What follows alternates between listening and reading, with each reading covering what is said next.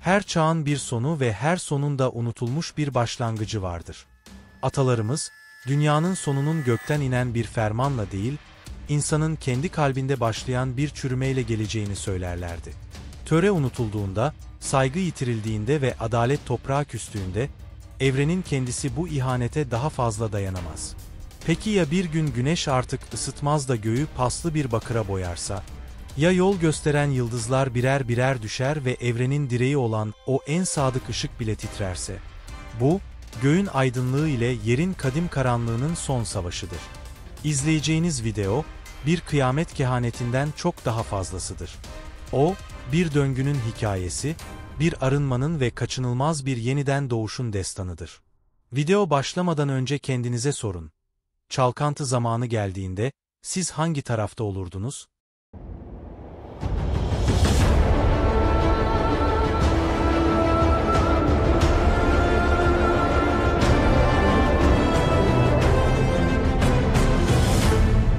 Her şey fısıltılarla başladı.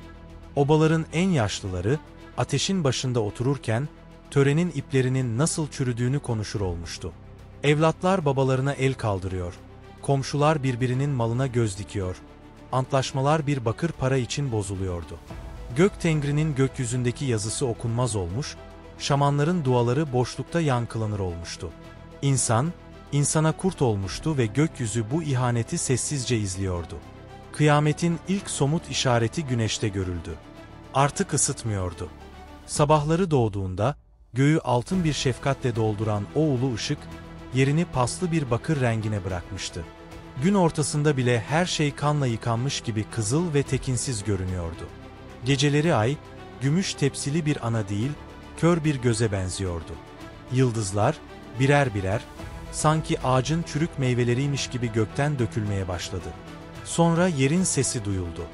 Önce derinlerden gelen bir uğultu, sanki dünyanın altındaki dev bir hayvan uyanıyordu. Ardından, evrenin direği, göğün çivisi olan demir kazık yani kutup yıldızı titredi. O ana dek yolculara yol gösteren, evrenin düzenini sabitleyen o sarsılmaz ışık, bir anlığına yalpaladı. İşte o an, bilgeler her şeyin bittiğini anladı. Kozmosun kilidi kırılmıştı. Ve sonra yer yarıldı. 9 kat yerin altından, ölülerin ve terk edilmiş ruhların efendisi Erlik Han, binlerce yıllık esaretinden kurtulmuştu. Yeryüzüne açılan yarıktan önce buz gibi bir ayaz, ardından çürümüş et ve donmuş kan kokusu yayıldı. Erlik, 9 boğanın derisinden yapılmış kalkanı ve kapkara atıyla yeryüzüne çıktığında, güneş tamamen karardı. Onunla birlikte orduları geldi. Açgözlülüğün, kibrin, İhanetinin ve yalanın vücut bulmuş halleri olan iskelet savaşçılar, boynuzlu devler ve kanatlı iblisler.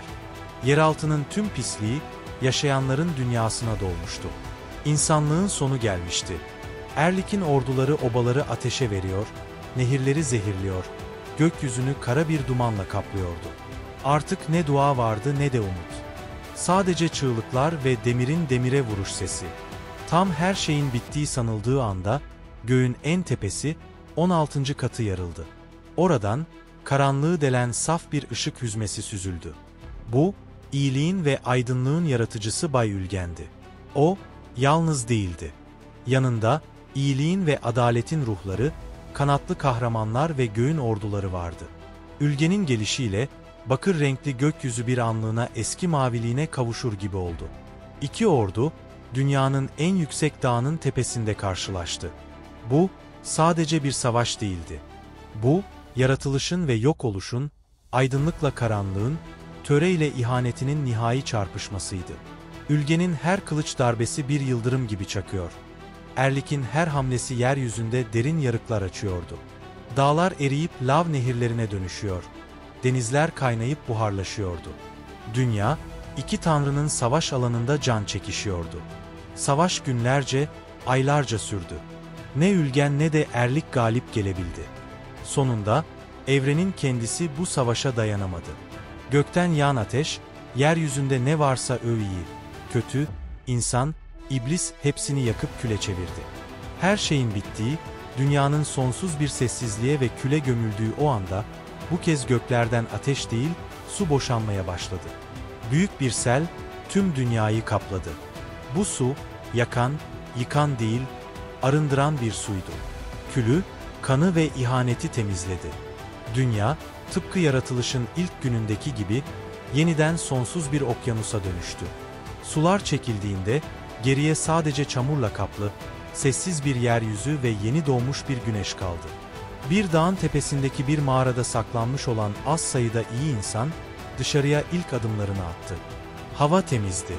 Toprak, yeni tohumlar için hazırdı. Ve gökyüzünde, sarsılmaz bir şekilde parlayan demir kazık, evrenin yeniden kurulduğunu, törenin yeniden yazılacağını müjdeliyordu. Kıyamet bitmiş, yeni bir çağ başlamıştı. İzlediğiniz için teşekkürler. Videoyu beğendiyseniz ve bu tarz videoların devamının gelmesini istiyorsanız, beğen butonuna basmayı ve abone olmayı unutmayın.